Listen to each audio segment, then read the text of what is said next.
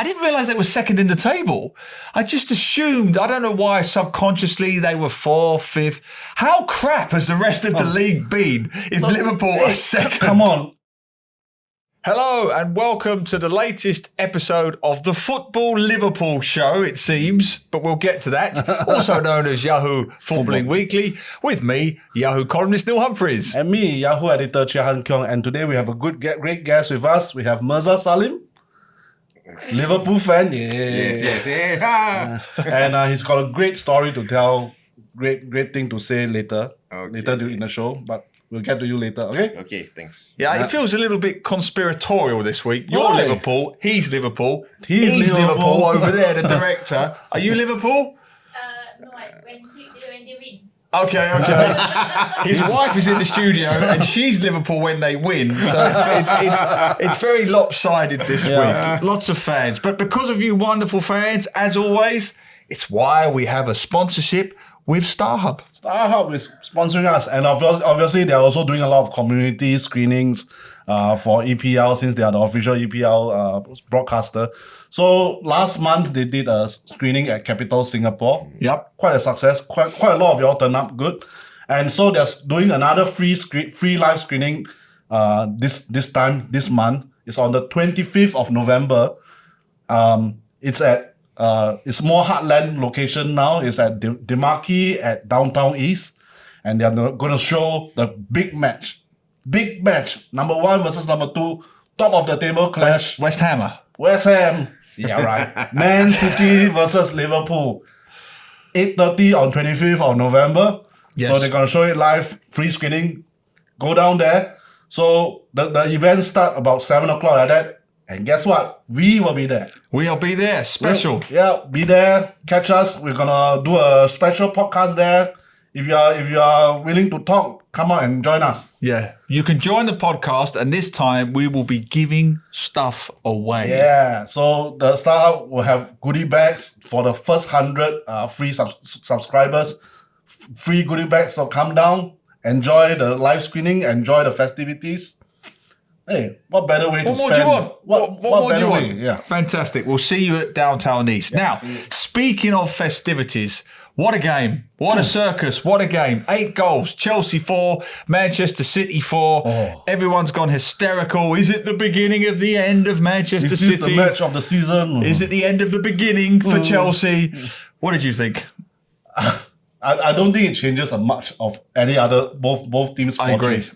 So I mean, Manchester City, they drew, they lost 2 points, but you know they still didn't play really that well, but they still scored 4 goals, you know, and you know it's almost business as usual, and they could have won it right at the end. They could have won it, but the penalty right at the end. So I feel that, I mean, the team isn't on full fourth gear yet. It's still coasting a bit on third gear. Kevin De Bruyne's injured. Obviously, they're still struggling to replace him. He's pretty irreplaceable anyway. Haaland is still scoring goals. He's already on 13 goals already, you know. Crazy. Yeah, that's why. Julian Alvarez now a bit fading off. He had a good start but fading off. But other players, Jeremy Doku, still, now he's coming into his own. I think Pep Guardiola just needs to tweak here and there. I think they'll do being fine. Yeah. Mirza, what do you think? Yeah. I think Chelsea have done really, really well coming back from 4 goals. Yes. So coming back twice or thrice. Yes. So I think Chelsea had a slow start, and I think Chelsea will pick after Christmas. Yes. I mean, my issue with Manchester City, or the hysteria surrounding Manchester City is ridiculous. Don't get hysterical over Manchester City. But people the moment they drop points, like the first sign of I know, vulnerability. but- They're like, they're gonna. Yeah. I've already seen the pieces about Manchester City. Chelsea have found a flaw in the Manchester City makeup. If you press, if you attack the space, you will profit. Firstly, we knew this already. Yeah. Secondly, Easier everybody said than knows done. Pep Guardiola plays on the constantly pressing, constantly pushing forward. But not everybody's got Chelsea Chelsea squad. Yes. So yes. if you've spent £1 billion on your squad, you should be able to profit occasionally against Manchester City. Let's not get carried away. Yeah. Manchester City are top of the table. They qualified for the Champions League at an absolute canter. Doku had a little bit of an off game, but that's an experience. Kevin De Bruyne will still come back. They are absolutely fine. Yeah. Ease off on the hysteria. Correct. The only thing you can take from that game probably is that Chelsea are beginning to become the most entertaining team in the league right now. They will score a lot of goals and they will concede a lot of goals. Their defenses cannot make it. So score 3, then concede 3, score 4. Fantastic. No, they're great to watch. They really and are. Cole Palmer, credit to the youngster. Cool as you like to score the last minute penalty, and then do you see him try to play punk a bit? So they were. I think Manchester City are having a huddle for a free kick, and then you go there and go and listen because it's former Man City player. You go there and listen, and then Haaland got to drag him away. That's funny. That was funny. That was good. That was good. No, to me, I mean, Chelsea look a step closer to being a $1 billion team. A step, small step. Palmer was good. Sterling was good. Reece James was very good. I think his return was so good that they took Doku off because he was just roasting him. So in attack, fantastic. But as you said, Mirza, you've got a 39-year-old centre-back. I think he's a great player, Thiago Silva, but he's close to 40. Yes. You've got the other fella there who's French, and he's up and coming, but he's not the finished article yet. They're going to concede as many as they score. So as you say, great to watch, but I'm not putting my house on Chelsea winning anything. But as always, let us know what you think. Are Chelsea the real deal now? Is Manchester City heading for a slump? Of course they're not. But if you disagree, send your comments too. Yahoo Southeast Asia on YouTube, Yahoo SG, Yahoo_MY on Twitter, and Yahoo SEA on TikTok. All right, let's get on with it. Liverpool. What do we think about Liverpool? Comfortable? You know what surprised me before we get to you guys is I didn't realise they were second in the table. I just assumed, I don't know why, subconsciously they were 4th, 5th. How crap has the rest of the league been if Liverpool are second? Come on, consistently, last year was a blip. This one was like, this is what we are. It's always second to Manchester City. What do you think, Mirza? Liverpool so far? A lot of things were the Liverpool team is not ready lah. Liverpool teams is not prepared well, or a number of players short. But I think that was early in the season. So I think Jurgen Klopp, I think is on something exciting, and I think the Liverpool 2.0, as he's mentioned it. Is going to be I hope challenging for the title coming. I think probably why you are surprised is because there's still a lot of kings in the Liverpool they're not the right finished now. article. I think Darwin Núñez, is the most obvious thing. Is that he takes like 10 chances before he scores one. And that has its own problems, which is sometimes because Mohamed Salah is so clinical. He sort of covers it. The midfield is obviously a good rebuild, but the defensive midfield side is still a bit iffy. Goyang. The back four, sometimes Trent Alexander is being Trent Alexander. He will let people run over him. He was good at the weekend, though. He was good, yeah. But all together, I think the front line is really helped to paper over all the little kings. I think they've been scoring a real 18 out of their 27 goals. Salah, I didn't know that he's already at 10 goals already. So fast at 10 goals. So I mean, they still got issues playing away against Luton and Toulouse over the last weekend. They were a bit crap. So the next game after the international weekend is Man City. Yes. And there's a big match, and it's at Etihad, and that's why a lot of fans are still like, Can we really beat Man City away? They are not sure, and I think that's the feeling among all the football fraternity. They're not sure about. Yeah, I think they have to wait lah. If by Christmas they win or they are winning, then it might be an interesting finish to the season. Well, I mean, my interest in Liverpool is Darwin Núñez. I love Darwin Núñez. He's wonderful. He's becoming my favourite player. Infuriating, wonderful. Yeah. Darwin Núñez reads an offside line like VAR, right? What is it with this man? He needs basic geometry lessons. He can't read a line. The funny thing about Núñez was he was superb in that game. He was brilliant against Brentford. His running was relentless. He never stopped from first minute to last. His assist for Salah was fantastic. Touch, goal, release, perfect. He reminded me a little bit of Bobby Firmino a bit in his off-the-ball running. His link-up play with Salah was really good.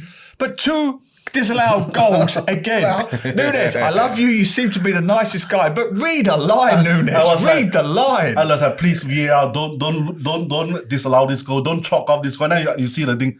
Oh God, it's gonna. But what is it? He's just got to. He's just got to hold. It's that, I don't know, that youthful exuberance. Yeah. He's just got to hold his run for that's that true. split second. But He'd score a lot of goals. Yeah, you take the good and the bad right now. So hopefully he gets better. But Are you happy with Núñez? I don't. I'm not happy. I'm not entirely happy with him, but he is a enigma because easy goals he can miss and difficult tries he can score, like the one against Newcastle. Oh, yes, difficult goals. Yes, Yeah. it is difficult, but he can pull it off. Yeah. So. Well, I think I'm surprised I'm saying this. Like I said earlier, I was surprised they were second in the table. But as it stands now, Liverpool do look the most likely of title challenges to Manchester City for the same reason. They're not firing on all cylinders. I've never thought Liverpool as a collective entity has been more than 7 out of 10 most weeks, sometimes 6 out of 10. And yet they're still second. Again, how rubbish are the rest of you? But they're still second. They're second because somebody has dropped off from first. Yes, and second, yes, I Tottenham think- Hotspur. Yes, which Spurs. I see what you did there. Nice segue. Yes. Tottenham lost again. Is it all over? I think I see online they're being Spursy again. Lose like 2 last minute goals to Wolves. They're being Spursy again. But I think it's a bit harsh. I think they've already done as far better than we have expected of them. Yeah, And Angel Postecoglou has won the Manager of the Month again, three consecutive months. So people appreciate what he's doing, but obviously they are still a work in progress. We didn't expect them, and rightfully when the suspensions and the injuries come in, big injuries to Maddison and Van der Ven, who have been crucial to them, and I think it really shows on that against Wolves that they ran out of steam right at the end. And you want to play a high defensive line, you best be as fit as possible as you can.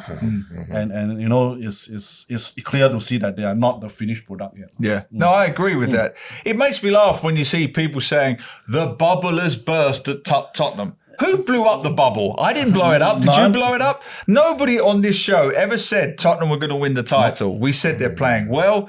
We said it was going to be a roller coaster ride, ups and downs. We might indulge in Ange Postecoglou a bit. Oh, I love Ange Postecoglou. That hasn't changed. That's as much as it goes. Yeah. Nothing has changed. What you mentioned it. What other teams could cope with the injuries of Maddison, Van der Ven you mentioned, also the suspensions of Romero and Udogie, right? Yep.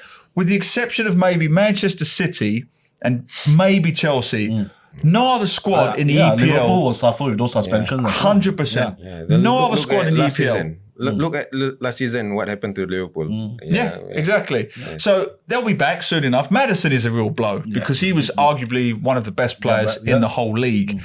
But the other three will come back hopefully soon enough. They're not going to win the league, but they'll be around the European places. It'll be great. It'll be calamitous. It'll be messy. It'll be great to watch.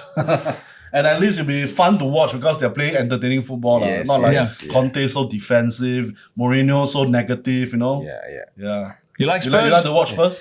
Not so much, but I watch a few. All right, well, let's move on with Manchester United, Luton. Another nonsense, right? Because Manchester City are in a dip. But conversely, Manchester United are back now, you know, because they're up to 6 in the table. And guess what? They are the team right now with the best form some more. 4 wins and 1 draw. That proves my point. Too many teams have been crap this season. Manchester United, on any measure, are not playing particularly well. They've beaten a team that are expected to be, if not relegated, certainly amongst the relegation contenders. And they huffed and puffed all match. Correct. First half, they were awful. Second half, they scraped the winner. Was it Lindelof? Lindelof, yeah.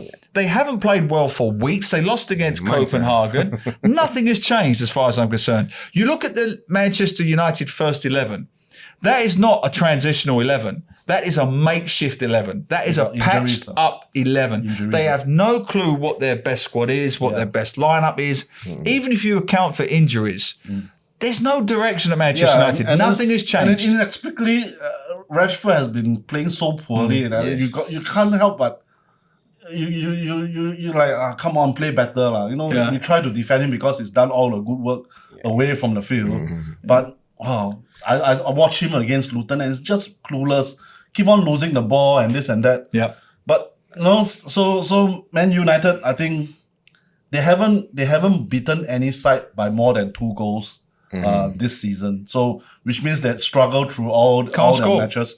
You know, eke out a win. Okay, you might admire their grit. Now, it also means that the team still sort of believes in Erik ten Hag. They want to grind out a win for them, and they don't down tools. But to say that they are back in the title hunt or even the top 4, no, is I think I was at Old Trafford last month.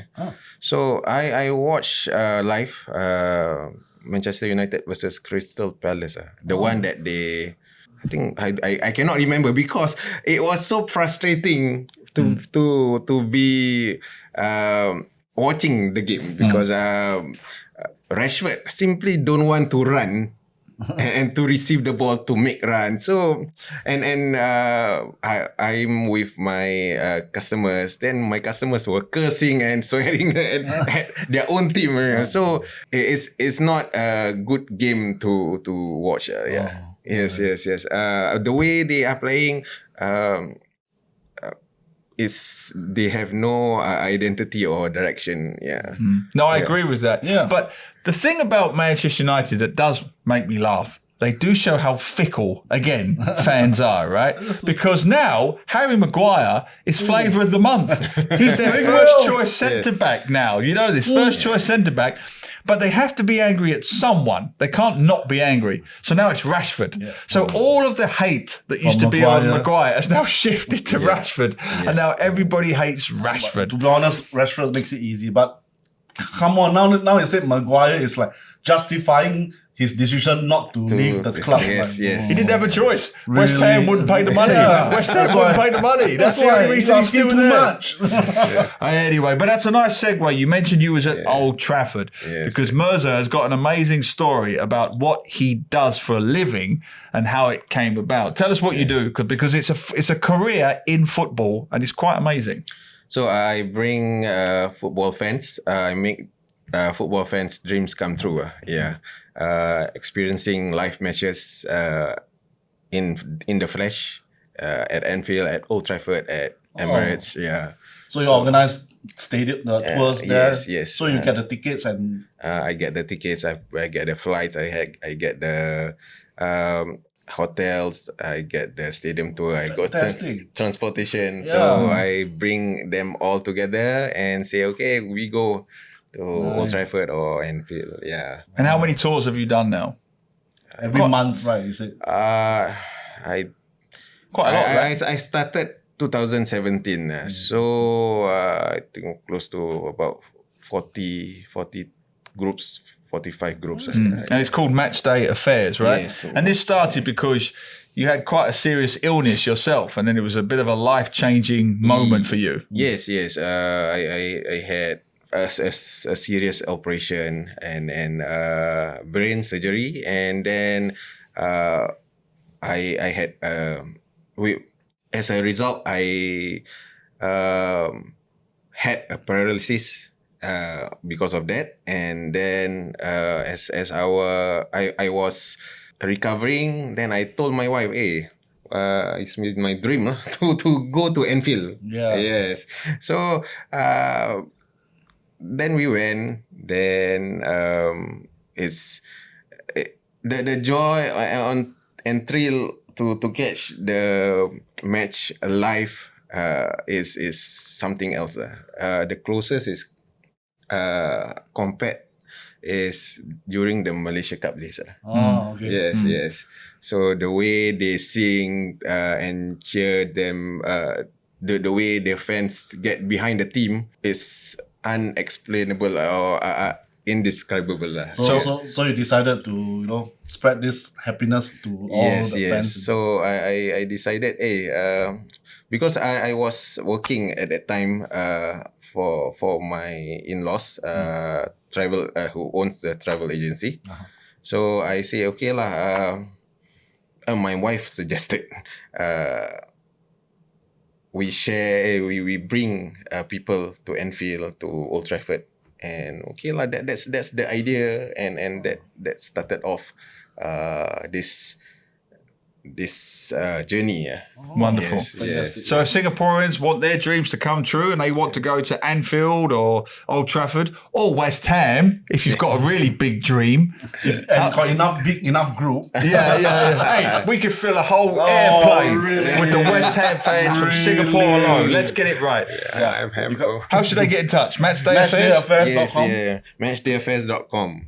Okay, we'll put that up on the Yes, screen. yes. That's brilliant, That's Mirza. a brilliant way to And I was going spread joy. Absolutely. Yes, yes, And I'll finish by saying, speaking of the stadium experience that Mirza has, they had the complete opposite this week in the Championship. Did you hear about this story? This is a great story, right? So West Brom were playing Southampton. You heard this one? You heard this one, right? So West Brom go to Southampton, and during the match, which is so bad, not like your matches, the match is so bad that a West Brom fan falls asleep, right, in the stadium.